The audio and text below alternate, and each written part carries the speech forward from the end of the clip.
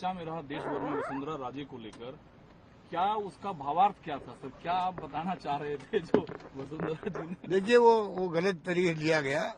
वसुंधरा जी के हमारे 15 साल तक टॉकिंग टर्म नहीं रहे हैं।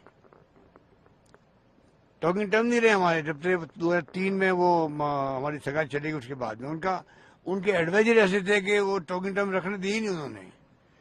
अब जाके हम लोग कभी कभी बात करते हैं, वही कोई फंक्शन में मिल गए तो ऐसी कोई बात नहीं थी। मेरे भावार्थ ये था, जो आप सुन लीजिए, कि जब सरकार जा रही थी, सुनिए आप, इम्पोर्टेंट बात है वो पूरे कंट्री के लिए। बेहू सिंह शेखावत जो थे मुख्यमंत्री, वो क्यूलैंड गए थे, बीमार थे। जब इन्हीं की पार्टी लोगों ने सरकार टॉपल करने के लिए षड्यंत्र किया था। मैं प्रदेश कांग्रेस अध्यक्ष था, मेरे पास आए थे वो सहयोग मांगने के लिए। जैसे कि अभी हमारे वक्त में जो टॉपल करने का षड्यंत्र हुआ था पार्टी के अंदर ही, वो उस वक्त हुआ था। उस वक्त में जो है मैंने मना किया कि ये गलत है। एक मुख्यमंत्री बीमार गया इलाज कराने के लिए हार्ट का, वहां सीरियस भी है वो, तुम पीछे गवर्नमेंट टॉपल कर रहे हो, मैं आपका साथ नहीं दूंगा। ये बलिराम भगत जी जो गवर्नर थे तब की बात है। अभी जब मौका आया, ये हमारा वहाँ जब ये क्राइसिस होने लगा, तब कैलाश मेघवाल जो है वहाँ के स्पीकर रहे, बड़े सीनियर नेता, गृह मंत्री रहे बीजेपी के, उनका स्टेटमेंट आया था कि भाई ये हमारे यहाँ परंपरा नहीं रही है। उन्होंने याद किया बेहू सिंह शेखावत वाला मेरी भूमिका को, तो उन्होंने कहा हमारे यहाँ ऐसी परंपरा नहीं रही है। उससे हमें फायदा मिला। वही भाव वसुंधरा जी का मैंने खुद से मुंह से नहीं सुना, पर जो मिलते हैं मेरे आपस के अंदर, लॉबी के अंदर भी तो बात तो करते ही नहीं करते हैं। तो उनमें से किसी ने कहा भाई वसुंधरा भी चाहती थी, ऐसी परंपरा कभी टॉपर रहने की, हॉर्स ट्रेडिंग की रास्ता में रही नहीं है, ये मैंने कहा था। पर मीडिया तो मीडिया है कि मेरी सरकार को बचाया वसुंधरा जी ने बचाया। हेडलाइन बदलते ही भाव बदल जाते हैं।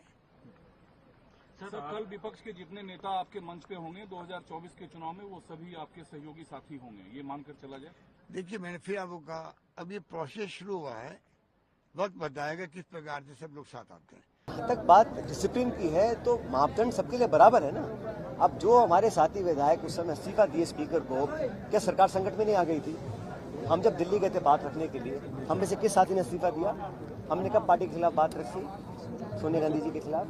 25 सितंबर को जो हुआ वो सबके सामने है, उसके बाद जो हुआ वो भी सबके सामने है। तो ये कहना कि अनुशासन और पार्टी डिसिप्लिन सिर्फ एक पे लागू होता है, दूसरे पे नहीं होता, ये बात गलत है। और पार्टी ने जो भी निर्णय अब तक लिया उसका सबका मैंने सम्मान किया है। जब पार्टी ने लगा कि मुझे पद पे नहीं रहना है अध्यक्ष और उप मुख्यमंत्री के, तो हमने इसको स्वीकार किया।